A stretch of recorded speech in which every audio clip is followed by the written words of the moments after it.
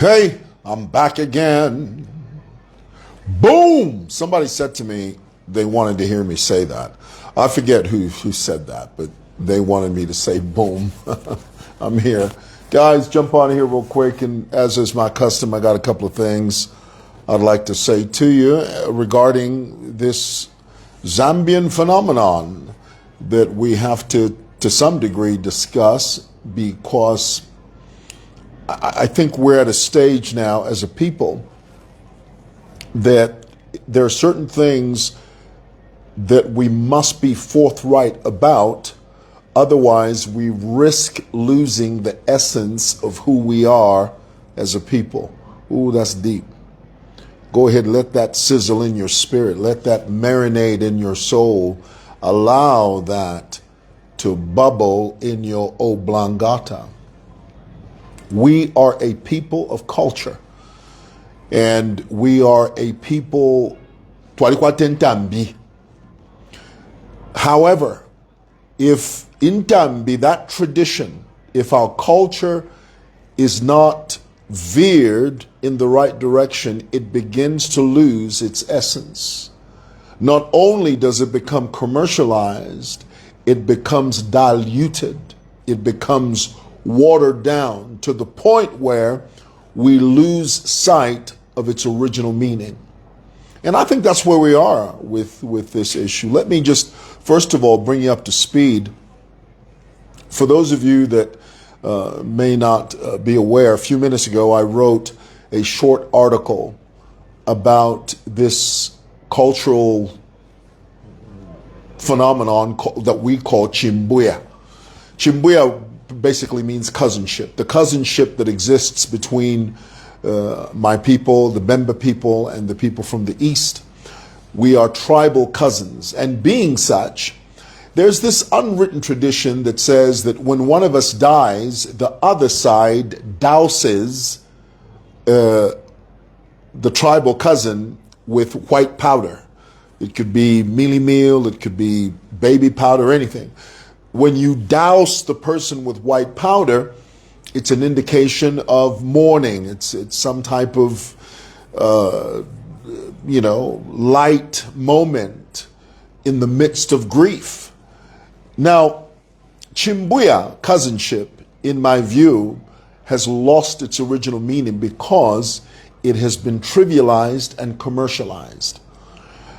Before I go into that, let me make reference to a very famous story called The Emperor's New Clothes. Are you guys familiar with that? Tell me in the comments if you've heard that story. It's a folk tale. It's a story, a fable, but has lots of truth to it.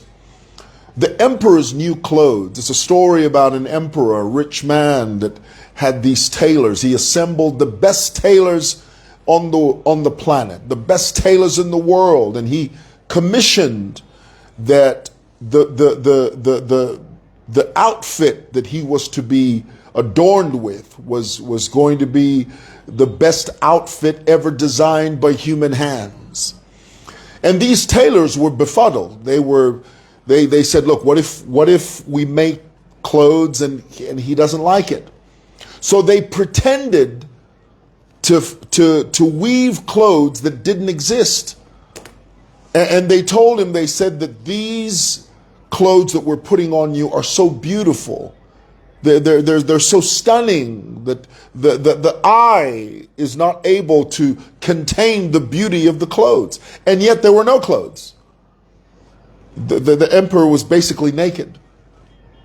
When he went out into the public, everybody, the tailors told the world, they said, we've made this new outfit for the emperor. And because the public was afraid to criticize the emperor, everybody said, that's the most beautiful outfit I've ever seen. Everybody would say, oh, that's gorgeous. And there was the emperor prancing around totally butt naked, as they say in America, butt naked. In his mind, he was dressed in the most beautiful outfit because his tailors told him it was beautiful. And because the public was afraid to condemn him or to criticize him, they all followed suit. The public all said, oh, it's beautiful. Until one little boy in the crowd looked at the emperor and said, you don't have any clothes on.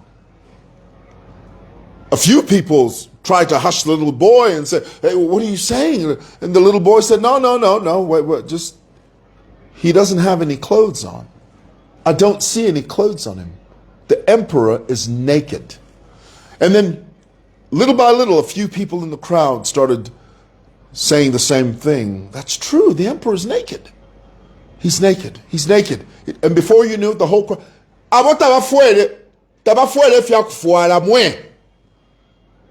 what's the lesson of that story? The lesson is this. Sometimes there are truths that the public refuse to accept. There are truths that the public perceive to be normal when they're not normal. What is my point? My point is this. We've recently lost a lady that played the character of my guru, a woman that was highly loved, highly appreciated.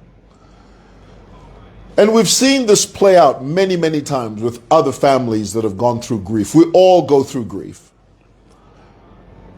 But here, specifically, in particular, when my guru died, and my understanding is that today is the burial, there's a young man by the name of COSMAS, who's also an actor, who has taken it upon himself. Binwell Mpundu did the same thing, but the only reason I'm not mentioning Binwell is because some of you are going to misinterpret it as a political jab. So I will relegate my comments, I will confine my analysis to COSMAS so that you don't misunderstand me. COSMAS has gone around dousing, pouring, or threatening to do so, pouring white powder in the name of Chimbuya, cousinship, and he's demanding money from the would-be doused. If they don't want to be doused, he says, if you don't want me to douse you with this powder, pay me money. Now, the word on the street is that the money goes to the family. But I have 2 points to make about that. If you look at one of the videos that shows, I think it's Robert Chavinga, the president of the Patriotic Front, who has attended the funeral, as he was approaching the site, the funeral home or the funeral site, COSMAS surrounded Chavinga's car with a bunch of hoodlums. Bakaponya. Boys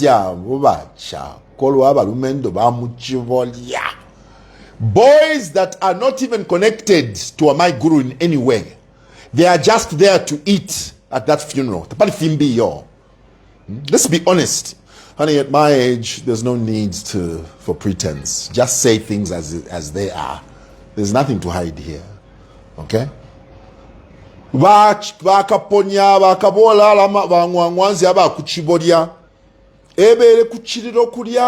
name of mourning, in the name of ukulosha, but they're there with COSMAS, demanding, extorting money from people, saying, if you don't want us to douse you, meaning if you don't want us to pour powder on your head, give us money. Now, the word on the street is that money is going to the family of the grieving, the bereaved. But that's not true. Where on earth have you seen Wakaponya, Wangwangwazi, na ababaila, na abakolwa, eri mwabapere mpia, atibala mukupera the family of the bereaved. You are trying to justify nonsense. That's what you're doing. Don't camouflage. Say it as it is. And this is the reason I said in my article, Muzambia fianse kuseka. Ne, kuchenza fi. Hey, chimbuya. When in the middle of this situation, there is a grieving family. Some of you will start saying, that's the problem. A problem we are losing in Tambi, so it is being diluted by comments like that.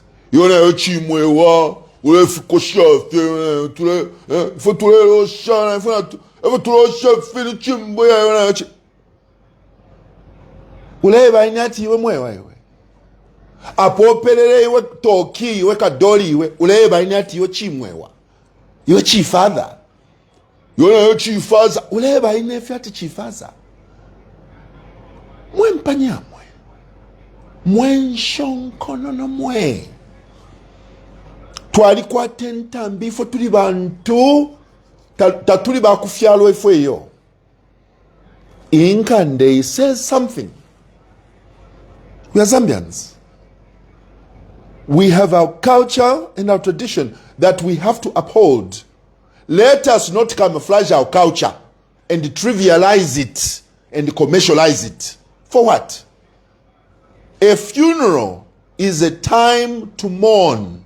The Word of God says there's a time for everything. There's a time to gather. There's a time to scatter. There's a time to dance. And there's a time to sit still. There's a time to be happy. And there's a time to mourn. A funeral is not a time to be laughing. Hey,